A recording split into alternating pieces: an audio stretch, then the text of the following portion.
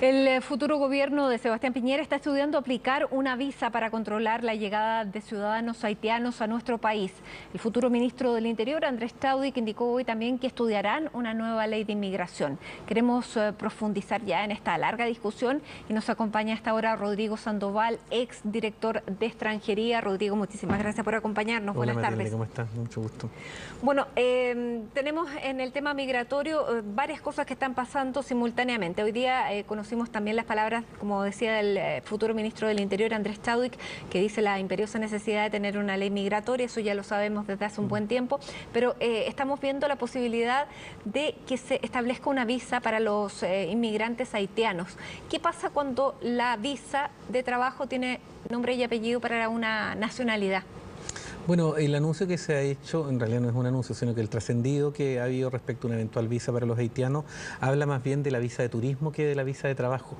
Aquí es importante entender que existen dos categorías con las cuales una persona puede llegar a residir a otro lugar. Una es como turista, que es una visa precaria, una visa transitoria, y la otra es la de residente. El problema que nosotros actualmente tenemos es que las personas están ingresando con el único formato de no residente que pueden reclamar, que es el de turista. Y lo que hacen es, cuando están dentro del país, cambian su estatus migratorio, algo que está absolutamente contemplado por la ley chilena. Lo que pretenden esta imposición de visas de turismo es que todas aquellas personas que pretenden llegar, incluso como turistas, no solamente como residentes, deben previamente hacer un trámite en el lugar de origen, que en este caso sería en Puerto Príncipe. La conveniencia de eso es bastante cuestionable. El ejemplo más patente que tenemos es que similar medida tomó el gobierno en el año 2012 respecto a los nacionales de República Dominicana, y el resultado no ha sido en ningún caso positivo. La migración dominicana, lejos de disminuir, aumentó, y el único impacto que tuvo esta visa fue que precarizó esa migración, porque aquellas personas que ya habían tomado la decisión de migrar, en lugar de hacerlo en forma regular, que es lo que se permitiría si nosotros no pusiéramos barreras artificiosas, optaron por hacerlo en forma clandestina, en forma irregular. Y lo que nosotros tenemos hoy día es que República Dominicana, sin ser parte siquiera de las 10 comunidades más grandes dentro del territorio nacional, sí está dentro de las 5 que protagonizan las expulsiones por razones de ingreso clandestino. Ahora, esta medida también hay restricciones a otras nacionalidades, hay restricciones para Perú, hay restricciones para Colombia. ¿Qué pasa con otras nacionalidades donde, por ejemplo, y estoy pensando además en Venezuela? Venezuela registra casi el mismo número de entradas de venezolanos que de haitianos, y sin embargo nadie está teniendo una idea similar con venezolanos.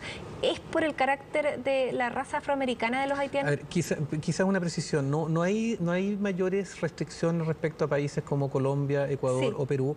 Lo que pasa es que hay países que son los países parte de Mercosur, que por esa circunstancia pueden acceder inmediatamente, solamente por ser nacionales de esos países, a una residencia. Cuestión que en el caso de Colombia, Ecuador y Perú no procede, porque son países asociados. Entonces, en el caso de ellos, tienen que acceder a algunos otros formatos que no es el de Mercosur. Y respecto a la consulta que tú me haces, claro, uno debería tener mucho cuidado respecto de cuáles son los criterios que utiliza a la hora de establecer este tipo de exigencias, porque muchas veces importa, como tú insinúas, discriminaciones. Y en el caso de la migración haitiana, uno debería preguntarse por qué la discusión se está dando respecto a una eventual visa sobre los haitianos y no respecto a los venezolanos, que están ingresando a razón casi de 2 y hasta 3 a 1. Y eso, que la migración venezolana tiene una parte invisibilizada. Hay una gran cantidad de los venezolanos que están llegando a Chile, que además son chilenos, porque son hijos de las comunidades de chilenos que estuvieron residiendo por mucho tiempo gracias a la solidaridad del pueblo venezolano con el pueblo chileno. Entonces, claro, hay un sesgo absolutamente de esta connotación de inferioridad racial, esta connotación de inferioridad económica y social que le damos a los haitianos. Algo que está bastante equivocado por lo demás. Si las personas que nos ven se dan el tiempo de conversar con los haitianos con los que tienen contacto, se van a encontrar con que gran cantidad de aquellos que están desempeñando funciones primarias son abogados, son educadores, son médicos, son ingenieros, y lo que pasa es que como nosotros tenemos un sistema tan precarizado, tan burocrático de reconocimiento de títulos profesionales, los tenemos desempeñando esta clase de funciones. Ahora, dentro de este escenario, además, el próximo domingo se va a realizar una marcha antimigrantes.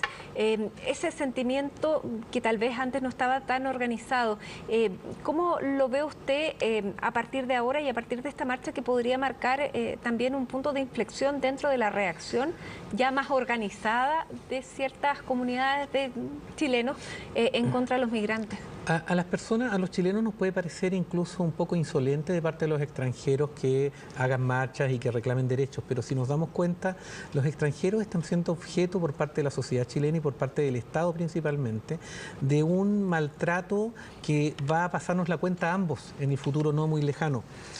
Piensen que la legislación hoy día empuja a la irregularidad migratoria a los migrantes.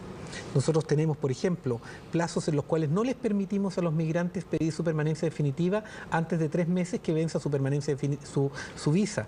Y sin embargo, los trámites de obtención de la permanencia definitiva toman entre 6 y 8 meses. Por lo tanto, el sistema, el Estado chileno, obliga a los extranjeros a estar en esta situación de precariedad migratoria durante 5 o 6 meses. Entonces, ¿qué es lo que están pidiendo los migrantes? Los migrantes no están pidiendo que nosotros los dejemos andar por el territorio sin ningún control, sin ninguna regularidad. Todo lo contrario, lo que están pidiendo es, por favor, hagan una ley en la cual con condiciones claras, con procedimientos razonables y con recursos suficientes, podamos nosotros acceder a los permisos migratorios que nos permitan hacer la vida de trabajo y de servicio que vinimos a hacer a Chile. ¿Qué es lo que pasa en contrario? Que el Estado de Chile no ha sido capaz de dar esas respuestas y estas marchas responden a eso. Yo creo que, sí, una reflexión quizá un poco no tan migratoria, digamos. Hay 3 sectores que yo diría que están sumamente postergados en nuestra sociedad, que son los niños, los presos y los migrantes. Y se da que las 3 entidades no tienen una participación activa desde el punto de vista electoral. Quizás nosotros nos deberíamos preguntar si ahí está la razón, porque los migrantes, al no ser hoy día, todavía lo van a terminar siendo, un agente electoral muy importante, terminan siendo algo que las autoridades políticas están dispuestas a sacrificar en razón de quedar bien con el resto de la comunidad. Lamentablemente eso nos va a pasar una cuenta bastante larga en algún momento. Lo que yo siento es que la sociedad chilena no se ha dado cuenta de la importancia que tiene la migración y de las consecuencias nefastas que va a tener el no hacerse cargo de esta situación en un futuro no muy lejano. Rodrigo, ¿cuáles son los grandes mitos frente a la migración? Porque tal vez en el ideario, en el imaginario colectivo, se puede pensar que los inmigrantes son menos calificados, que vienen a quitar el trabajo, que vienen a absorber recursos fiscales que pueden ser destinados a otra población que también en Chile necesita recursos. Uno de ellos son, por ejemplo, los niños. ¿Cuáles son los mitos y las realidades? ¿Es efectivamente que representan una carga para el Estado, que vienen a quitar trabajo? A ver, vamos por partes. No es efectivo que los migrantes per se vengan a quitar trabajo. La competencia desleal para la mano de obra nacional no son los migrantes no regularizados. Cuando el Estado no permite que esas personas cuenten con permisos de residencia, cuando el Estado se demora tiempos incomprensibles en darles esos permisos de residencia, esas personas terminan trabajando en cualquier lugar, en cualquier condición, y ahí sí se produce una competencia desleal. Pensemos nosotros que las personas, aquí muchas veces se dice que Chile importa pobreza. Eso no es así. El migrante haitiano que llega a nuestra frontera, que hace el control migratorio frente a nuestra policía de investigaciones, no está precarizado. Es el sistema el que termina precarizándolo, obligándolo a estar 3, 4 meses sin sueldo, simplemente porque nosotros nos demoramos en darle los permisos. Entonces, aquí hay un potencial que tiene la migración. Es verdad que la migración, por ejemplo, demanda servicios sociales, demanda salud, demanda educación, pero lo que no se dice, hace poco salió un titular en el diario El Mercurio en que hablaba, si no me equivoco, de 230 millones de dólares. Lo que omite esa información son los más de 200 millones de dólares que por concepto de impuesto a la renta entregan los migrantes. Son los más de 900 millones de dólares que, calculando, aportan por vía de impuesto al valor agregado. Lo que quiero decir con esto es que los migrantes no solamente son un usuario de bienes y servicios, sino que además son un consumidor de bienes y servicios en la economía que dinamiza y reactiva la economía. Preguntémonos, por ejemplo, lo que pasa en Antofagasta. Cuando se empezó a caer el superciclo del cobre, todos dijimos que en Antofagasta iba a venir una crisis económica de proporciones. Y esa crisis no ha estado. Y no ha estado principalmente porque el aumento de población que significó la migración significó un movimiento movimiento, un dinamismo en la economía que mantiene a Antofagasta todavía en funcionamiento. Entonces, no nos perdamos. Yo sé que lo más fácil es echarle la culpa de todos nuestros males al desconocido, al que viene llegando, pero no nos equivoquemos. El futuro de Chile está íntimamente vinculado a la migración. Chile no solamente no tiene una migración preocupante, yo creo que Chile tiene falta de migración. Nos hace necesidad. Lo que sí hace falta es un Estado que se haga cargo. Lo que no podemos permitir es que la migración se esté desenvolviendo solamente con las lógicas del mercado y con un Estado ausente.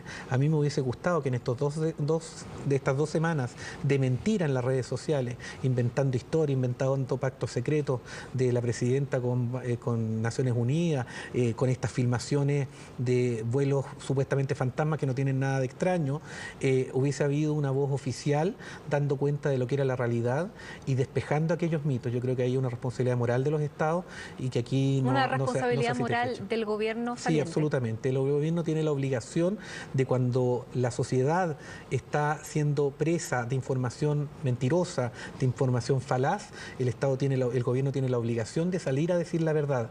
Y la verdad en este país es: los migrantes no tienen una tendencia hacia la ilicitud, todo lo contrario. Las filas que día a día llenan el Departamento de Extranjería y la Policía de Investigaciones no dan cuenta de gente huyendo de la justicia o del Estado, dan cuenta de gente desesperada por poder normalizar su situación. En segundo lugar, no existe ningún pacto secreto con ninguna entidad internacional que signifique que nosotros vamos a traer haitianos acá. Si los haitianos están viendo a Chile como un destino migratorio, lo es porque nosotros nos fuimos a meter a Haití el año 2004 a partir de las Fuerzas de Paz de Naciones Unidas, y por lo tanto nos transformamos en un modelo a seguir y por lo tanto en un modelo cultural y al mismo tiempo en un destino migratorio atractivo. Y uno observa cómo desde ese momento es donde empieza a crecer en forma sostenida y en algún momento exponencial la migración. Por lo tanto, aquí hay decisiones del Estado que han provocado la situación en la cual hoy día nos encontramos. Si los haitianos entran como turistas y residen acá, es porque la ley así lo permite.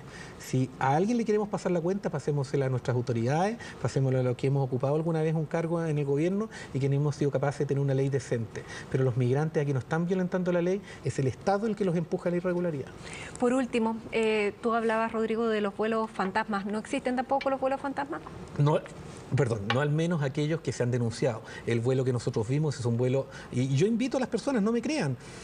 Simplemente la persona que filmó, aquella persona que estaba con exceso de tiempo y se puso a filmar este vuelo supuestamente fantasma, dio la hora y dio la fecha en la cual hizo esa filmación. Y yo invito a cualquiera de los auditores a que por transparencia solicite la información a la entidad pertinente y le pregunte si ese vuelo, a esa hora, con esas personas, fue o no registrado y si esas personas hicieron o no control migratorio.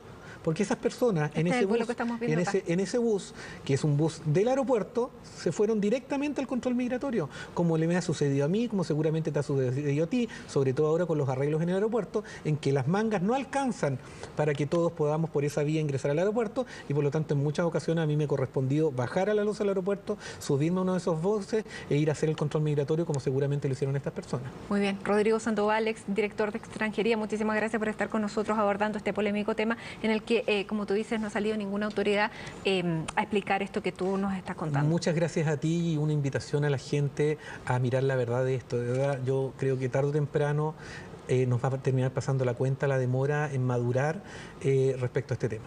Muchas gracias.